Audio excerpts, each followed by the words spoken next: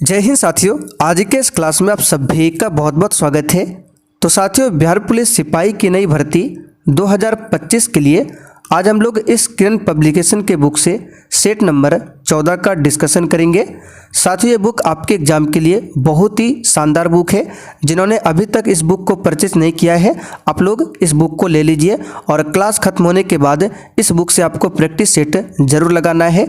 इस बुक में आपके एग्जाम के अकॉर्डिंग क्वेश्चन दिया हुआ है। टोटल 29 सेट्स है, तो इस बुक से आपको प्रैक्टिस जरूर करना है। लिंक आपको डिस्क्रिप्शन बॉक्स में मिल जाएगा, आप लोग ले सकते हैं। तो चलिए इसी के साथ आज के सेट को स्टार्ट करते हैं। तो साथियों, आज के सेशन का पहला क्वेश्चन देखिए। स्वतंत्रता पूर्व बिहार में श्रम आंदोलन की शुरुआत कहाँ से हुई थी? चलिए क्वेश्चन नंबर 1 के लिए आप लोग आंसर बताइए। स्वतंत्रता पूर्व यानी कि स्वतंत्रता के पहले बिहार में श्रम आंदोलन की शुरुआत कहाँ से हुई थी?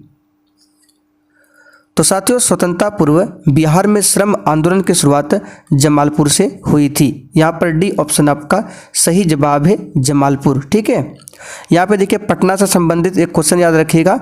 पटना हाईकोर्ट की स्थापना कब हुई थी, ये पूछा जाता है। तो याद रखिएगा 3 फरवरी 1916 को पटना हाईकोर्ट यानी कि पटना उच्च न्यायालय की स्थापना हुई थी 3 फरवरी 1916 को। अगला क्वेश्चन देखिए। बिहार में सेंट्रल फ्यूल रिसर्च इंस्टीट्यूट कहाँ पर स्थित है?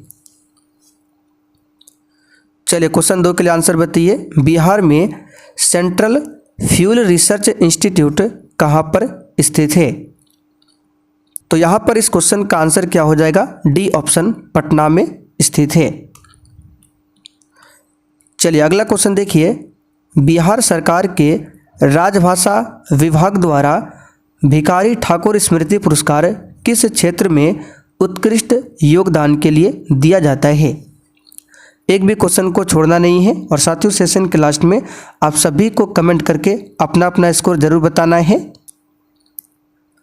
तो बिहार राजभाषा विभाग द्वारा भिखारी ठाकुर स्मृति पुरस्कार जो है ये दिया जाता है रंगमंच एवं लोक कला में। यहाँ पर सी ऑप्शन आपका सही आंसर है। चलिए आगे देखिए। चोल शिलालेखों में विद्यापीठों के लिए उपहार में दी गई भूमि का उल्लेख किस नाम से किया गया है? और साथियों, अगर आपको बिहार पुलिस का बैच ज्वाइन करना है तो आपको क्लास के लास्ट में बताएंगे किस प्रकार से आपको बैच को ज्वाइन करना है। फिलहाल अभी आप लोग नंबर लिख लीजिए, जो हमारा व्हाट्सएप नंबर है 9631887058। ये हमारा व्हाट्सएप नंबर है। ठीक है, जिसको भी कोर्स के बारे में जानना हो या और भी कुछ पूछना हो तो इस पर व्हाट्सएप मैसेज आप लोग कर सकते हैं। तो यहाँ पर इस क्वेश्चन का आंसर क्या होगा? तो चोल अभिलेखों में क्या पूछा गया है? विद्यापीठों के लिए उपहार में दी गई भूमि का उल्लेख किस नाम से किया गया है? तो इसका सही जवाब हो जाएगा साल भोग। ठीक है, चोल शिलालेखों में साल भोग का मतलब क्या होता है? तो विद्यालय के रख रखाव के लिए जो भूमि दिया गया है उसी को बोला जाता है साल भोग। विद्यापीठ का मतलब विद्यालय। ठीक है, यहाँ पे देखिए वेल्लन वगाई की बात करें तो ये किससे संबंधित है? तो गैर ब्राह्मण किसान स्वामियों को जो भूमि दिया जाता था उसको कहा जाता था वेल्लन वगाई। ठीक है, अगला क्वेश्चन देखिए। तिराप और नोआ नदियाँ किस भारतीय राज्य में बहती है? तो तिराप और नोआ नदियाँ जो है ये आपका हो जाएगा अरुणाचल प्रदेश। ए ऑप्शन यहाँ पर आपका राइट आंसर है, ध्यान रखिएगा, अरुणाचल प्रदेश में बहती है। गोवा की बात करें तो क्षेत्रफल में सबसे छोटा राज्य है गोवा, और सिक्किम जो है जनसंख्या में सबसे छोटा राज्य है। आगे देखिए। निम्नलिखित में से कौन सा कथन सत्य है? तो यहाँ पे देखिए भारत का संविधान अंग्रेजी और हिंदी में हाथों से लिखा गया था। ये बिल्कुल सही है। भारत का संविधान जो लिखा गया था किसके द्वारा लिखा गया था? तो प्रेम बिहारी नारायण रायजादा। ठीक है, प्रेम बिहारी नारायण रायजादा द्वारा सुलेख फॉन्ट में लिखा गया था भारतीय संविधान को। दूसरा ऑप्शन में है 11 दिसंबर 1946 को संविधान सभा ने डॉक्टर BR अम्बेडकर को अस्थायी अध्यक्ष चुना था, तो ये गलत है। 11 दिसंबर 1946 को जो संविधान सभा की दूसरी बैठक होती है उसमें राजेंद्र प्रसाद को अस्थायी अध्यक्ष चुना गया था, न कि BR अम्बेडकर को। हंटर कमीशन के तहत गठित एक संविधान सभा द्वारा भारत का संविधान बनाया गया था, ये भी गलत है। संविधान सभा का जो गठन हुआ था कैबिनेट मिशन के द्वारा, न कि हंटर कमीशन के द्वारा। बाकी 26 अगस्त को संविधान दिवस मनाते हैं, गलत है। संविधान दिवस मनाते हैं 26 नवंबर को, ठीक है, क्योंकि 26 नवंबर 1949 को हमारा संविधान बनकर तैयार हुआ था, इसीलिए 26 नवंबर को क्या मनाते हैं, संविधान दिवस। तो सब कथन गलत है, केवल ऑप्शन ए यहाँ पर सही है। निम्नलिखित में से कौन सा हिल स्टेशन मध्य हिमालय में स्थित है?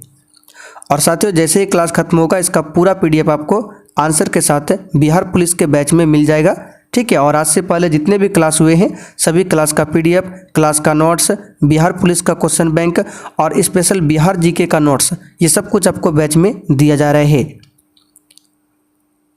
तो कौन सा हिल स्टेशन मध्य हिमालय में स्थित है? तो यहाँ पर इस क्वेश्चन का आंसर क्या होगा बताइए? तो ये हो जाएगा आपका दार्जिलिंग। बी ऑप्शन यहाँ पर सही जवाब है, दार्जिलिंग स्थित है, ठीक है। 1951 में निम्नलिखित में से किस राष्ट्र ने पहले एशियाई खेलों की मेजबानी की थी?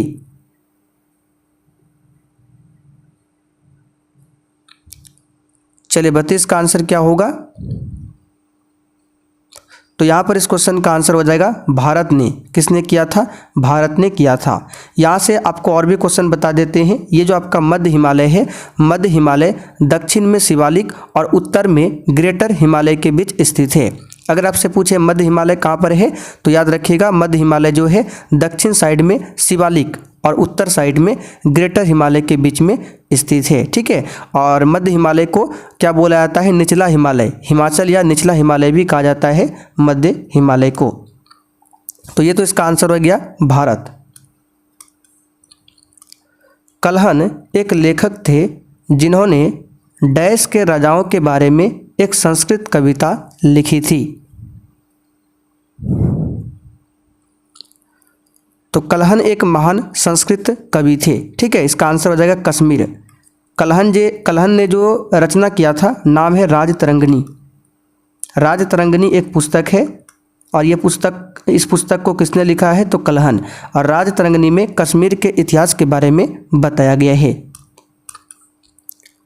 आगे देखिए, भूकंपों को पहचानने और उन्हें रिकॉर्ड करने के लिए निम्नलिखित में से किस उपकरण का उपयोग किया जाता है?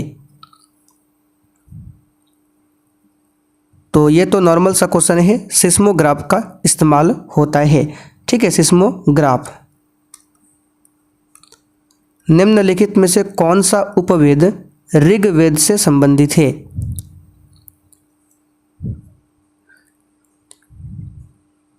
चलिए बताइए कौन सा उपवेद ऋग्वेद से संबंधित है? टोटल वेदों की संख्या कितने हैं? तो टोटल 4 वेद है। ऋग्वेद सबसे पुराना वेद है, इसी में गायत्री मंत्र का उल्लेख मिलता है। तो यहाँ पर इसका आंसर क्या हो जाएगा? आयुर्वेद। सी ऑप्शन सही है।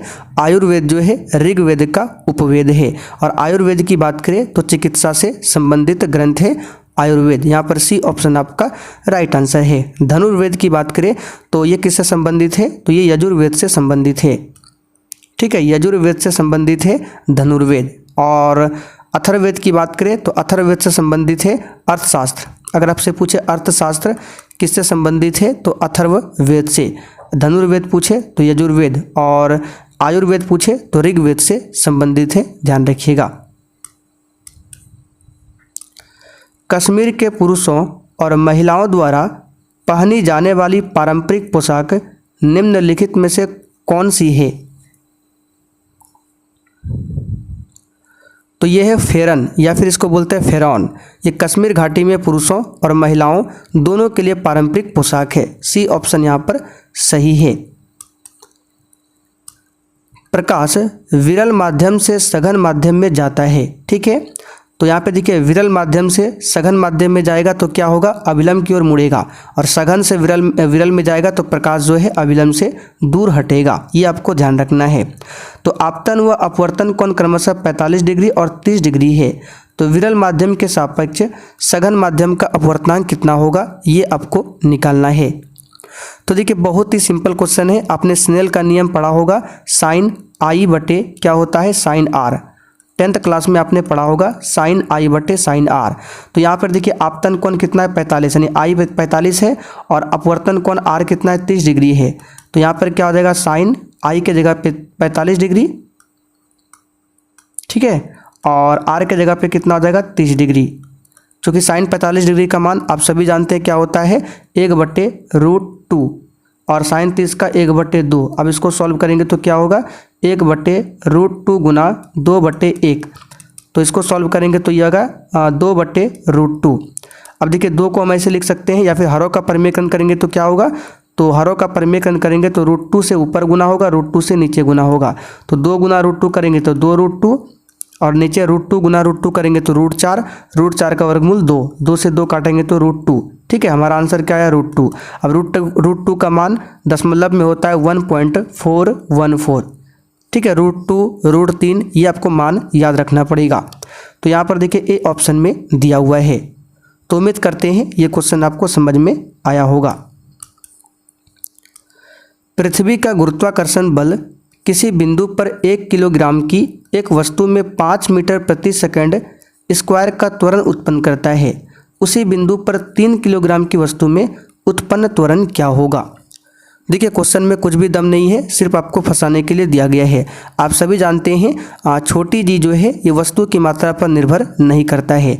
जब छोटी जी वस्तु की मात्रा पर निर्भर नहीं करेगा तो त्वरण जितना है उतना ही रहेगा। तो त्वरण कितना है, 5 मीटर प्रति सेकंड स्क्वायर। तो अभी भी कितना होगा, 5 मीटर प्रति सेकंड स्क्वायर ही होगा, क्योंकि छोटी जी जो है वस्तु की मात्रा पर निर्भर नहीं करता है। तो वस्तु की मात्रा पहले 1 किलोग्राम था, अब 3 किलोग्राम हो गया है। क्योंकि हम जानते हैं जी का कोई प्रभाव नहीं पड़ेगा, चाहे वो 1 किलोग्राम का रहे, 3 किलोग्राम का रहे, या 5 किलोग्राम हो जाए या 10 किलोग्राम। आपका क्या होगा आंसर, 5 मीटर प्रति सेकंड स्क्वायर। ट्राइटियम में न्यूक्लियन की संख्या क्या होगा। अच्छा क्वेश्चन है, इस टाइप से क्वेश्चन एग्जाम में बनता है। तो इससे पहले आपको याद होगा हमने आपको कई बार साइंस क्लास में बताया था और प्रैक्टिस सेट में भी बताया था, ट्राइटियम जो है हाइड्रोजन का समस्थानिक है। हाइड्रोजन के 3 समस्थानिक है, H11 protium, H12 deuterium, H13 tritium. तो तीसरा वाला समस्थानिक में पूछा गया न्यूट्रॉन की संख्या। तो हम सभी जानते हैं न्यूट्रॉन की संख्या कैसे निकालते हैं। तो परमाणु भार में प्रोटॉन की संख्या को घटा देते हैं तो न्यूट्रॉन की संख्या निकलता है। यानी कि ए अगर निकालना है तो 3 में हम क्या करेंगे, 1 को माइनस कर देंगे तो 2 हो जाएगा। तो न्यूट्रॉन की संख्या कितना होगा, 2 होगा। तो देखिए किस ऑप्शन में न्यूट्रॉन की संख्या 2 है, तो केवल देख सकते हैं डी ऑप्शन में ही न्यूट्रॉन 2 है और प्रोटॉन तो 1 होगा। ठीक है, नीचे देखिए जो नीचे इसको बोलते हैं परमाणु संख्या, और जितना परमाणु संख्या होता है उतना ही प्रोटॉन की संख्या होता है। यानी कि प्रोटॉन की संख्या बराबर परमाणु संख्या। और न्यूट्रॉन की संख्या कैसे निकालते हैं, तो ऊपर में द्रव्यमान संख्या में परमाणु संख्या को घटा देते हैं तो न्यूट्रॉन की संख्या निकलता है। तो 3 में 1 घटाएंगे तो 2 न्यूट्रॉन आएगा और प्रोटॉन तो 1 है। अगर आपसे पूछे कि हाइड्रोजन का जो दूसरा समस्थानिक है H12, इसमें न्यूक्लियन की संख्या क्या होगा, यानी इसमें न्यूट्रॉन की संख्या कितना होगा, तो 2 में 1 घटाएंगे तो कितना होगा, 1 होगा। ठीक है, लेकिन यहाँ पे तीसरा वाला पूछा गया है तो आंसर होगा डी। और हाइड्रोजन का जो तीसरा समस्थानिक है ये रेडियो सक्रियता को भी प्रदर्शित करता है। हाइड्रोजन को भविष्य का ईंधन माना गया है। ब्रह्मांड में सबसे अधिक मात्रा में कौन सी गैस है, तो यही हाइड्रोजन है। टाइलिन नामक एंजाइम किस ग्रंथि में बनता है। साथियों आपका रात 8 बजे की जो क्लास चलता है उसमें जीके, साइंस, ठीक है, जो भी क्लास होता है बिल्कुल फुल डिस्कशन के साथ इसी प्रकार से। और जो भी क्लास में हम एक्स्ट्रा क्वेश्चन बताते हैं ये पूरा आपको लिखा हुआ मिलेगा नोट्स के रूप में। टोटल आपका लगभग 41 से 42 नोट्स अपलोड कर चुके हैं एप्लीकेशन पर, तो उसका रिवीजन कीजिए, वहाँ से क्वेश्चन जरूर आएगा। तो टाइलिन नामक एंजाइम आप सभी जानते हैं लार ग्रंथि से, कहाँ से निकलता है, लार ग्रंथि से। अग्नाशय को इंग्लिश में पेनक्रियाज कहते हैं, यहाँ से क्या निकलता है, इंसुलिन हार्मोन। अग्नाशय के बीटा सेल से ही इंसुलिन हार्मोन निकलता है। इंसुलिन में कौन सा धातु होता है? तो जिंक धातु मौजूद होता है इंसुलिन में। और इंसुलिन की कमी से कौन सी बीमारी होती है? तो मधुमेह बीमारी। ये सब बता चुके हैं कई बार। जब बर्फ के दो घनों को आपस में दबाया जाए तो वे मिलकर एक घन बना लेते हैं। निम्नलिखित में से कौन सा उन्हें आपस में जुड़ने में मदद करता है? तो देखिए, जब बर्फ के दो घनों को आपस में दबाया जाता है तब वे हाइड्रोजन आबंध बनाने के कारण मिलकर एक घन बना लेते हैं। हाइड्रोजन आबंध का बनना। जल खींचने वाले विद्युत पंप द्वारा हम बदलते हैं। जो मोटर होता है पानी वाला, तो उसमें क्या किया जाता है? जल ऊपर खींचा जाता है। तो उसमें कौन सा ऊर्जा का किस ऊर्जा में रूपांतरण होता है, ये आपको बताना है। तो इसका आंसर क्या होगा बताइए? तो विद्युत ऊर्जा को स्थितिज ऊर्जा में बदला जाता है। यहाँ पर ए ऑप्शन आपका राइट आंसर है। विद्युत वाटर पंप में विद्युत ऊर्जा को स्थितिज ऊर्जा में बदला जाता है। और हाइड्रोलिक पंप की बात करें तो हाइड्रोलिक पंप जो होता है उसमें यांत्रिक ऊर्जा को स्थितिज ऊर्जा में बदला जाता है। फिर से रिपीट कर देते हैं, हाइड्रोलिक पंप में यांत्रिक ऊर्जा को स्थितिज ऊर्जा में, और जो आपका विद्युत वाटर पंप होता है उसमें विद्युत ऊर्जा को स्थितिज ऊर्जा में बदला जाता है। डायनेमो क्या करता है? तो डायनेमो जो है यांत्रिक ऊर्जा को विद्युत ऊर्जा में बदलता है। डायनेमो यांत्रिक को विद्युत में कौन बदलता है? डायनेमो। किसी पिंड की उस गति को क्या कहते हैं जिसकी कुछ समय के अंतराल के बाद पुनरावृत्ति होती रहती है? आंसर है आवधिक गति। जब किसी पिंड की गति का कुछ समय के अंतराल के बाद पुनरावृत्ति होती रहती है तो उसे आवधिक गति कहते हैं। कार्बन के 6.023 इंटू 10⁻22 परमाणुओं का भार कितना होता है? आपको याद होगा ये जो मान है 6.023 इंटू 10⁻22 नहीं 23 होगा, ठीक है। तो ये जो होता है अवोगाड्रो संख्या होता है। कितना होता है? अवोगाड्रो संख्या का मान होता है। तो कार्बन में पूछा गया भार कितना होगा, तो कार्बन का परमाणु संख्या 6 होता है, तो भार कितना होगा? डबल। तो यहाँ पर देखिए ए ऑप्शन में दिया है 12 ग्राम। प्रकाश के लिए निम्नलिखित कथनों में से कौन सा गलत है? चलिए, अच्छा क्वेश्चन है। बिल्कुल इसी प्रकार से आपके एग्जाम में क्वेश्चन पूछे जाएंगे, और किसी भी क्वेश्चन में डाउट होता है तो कमेंट करके आप लोग पूछ सकते हैं। तो वह ध्वनि की गति से अधिक तीव्रता से चलता है, बिल्कुल सही है। वह निर्वात में से गुजर सकता है, ये भी सही है। वह निर्वात में से नहीं गुजर सकता, ये गलत है। ध्वनि निर्वात में नहीं गुजरता है, लेकिन प्रकाश किसी भी माध्यम में चल सकता है। और प्रकाश की चाल जो है निर्वात में ही सबसे अधिक होता है, 3 गुना 10⁸ मीटर प्रति सेकंड। और प्रकाश की बात करें, ये आपका विद्युत चुंबकीय तरंग है, साथ में ये अनुप्रस्थ तरंग का उदाहरण है, जबकि ध्वनि तरंग जो है अनुदैर्घ्य तरंग का उदाहरण है। मानव आँखों की पुतली जिस एल्कलॉइड के अति तनु विलयन में फैलाई जाती है वह क्या है? तो यह है एट्रोफिन, ठीक है। ऐतिहासिक रूप से माना जाता है कि एट्रोफिन जो है इसका प्रयोग विष के रूप में किया जाता है, लेकिन वर्तमान समय में कभी कभी इसका प्रयोग आँखों की पुतलियों को विस्तृत करने और सेंट्रल नर्वस सिस्टम को प्रेरित करने के लिए भी किया जाता है। क्रिकेट की गेंद को किस कोण से मारा जाना चाहिए ताकि वह अधिकतम क्षैतिज दूरी तय कर सके? तो ये तो हम सभी जानते हैं, 45 डिग्री के कोण से अगर गेंद को बैट से मारा जाता है तो वो अधिकतम दूरी तक जाता है। निम्नलिखित में से कौन सा एक मानव शरीर में पेट दर्द का कारक है? तो ये तो अम्ल है, बी ऑप्शन यहाँ पर आपका सही है। और पेट के अमाशय में कौन सा अम्ल होता है? हाइड्रोक्लोरिक अम्ल, जो कि आपका एक स्ट्रॉन्ग एसिड है।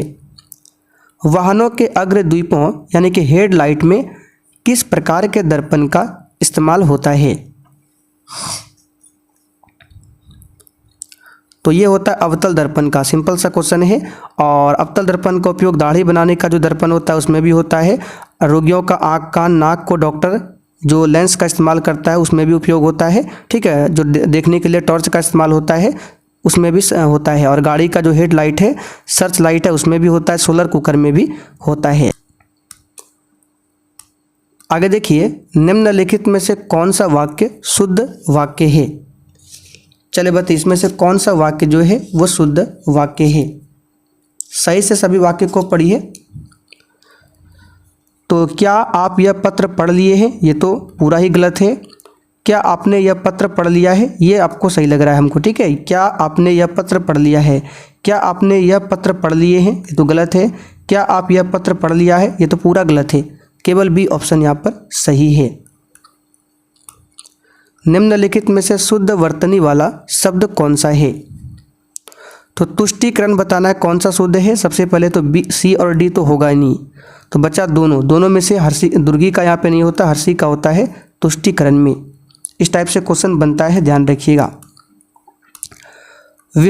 विभावरी का अंतिम प्रहर है, अब प्रातः काल होगा। वाक्य में गाढ़े काले शब्द का पर्यायवाची क्या है, यानी विभावरी का आपको पर्यायवाची बताना है क्या होगा। तो ये हो जाएगा इसका क्या, तो रात्रि, ठीक है, रात्रि हो जाएगा इसका पर्यायवाची। यहाँ पे बोला गया विभावरी का अंतिम प्रहर है, यानी कि रात्रि हो जाएगा इसका आंसर। अच्छे कर्मों के प्रति उत्साह, यहाँ पे क्वेश्चन में कुछ हमको देखना पड़ेगा। चलिए इसको छोड़ देते हैं, आगे बढ़ते हैं, ठीक है। आगे देखिए, अन्योन्य आश्रित के लिए अनेक शब्द क्या है। तो अन्योन्य आश्रित के लिए अनेक शब्द हो जाएगा एक दूसरे पर आश्रित होना। आगे देखिए, निम्नलिखित अंग्रेजी वाक्य का हिंदी में अनुवाद करें। Don't know why you are angry with me. तो इसका हिंदी में अनुवाद होगा, पता नहीं क्यों आप मुझसे नाराज रहते हैं। पहला वाला ऑप्शन सही है। आगे देखिए, क्रिया विशेषण के भेद लिखिए। मैं उसे भली भांति जानता हूँ, इसमें भली भांति कौन सा क्रिया विशेषण है। तो क्रिया विशेषण हिंदी में है, ठीक है। तो क्रिया विशेषण के 4 भेद है।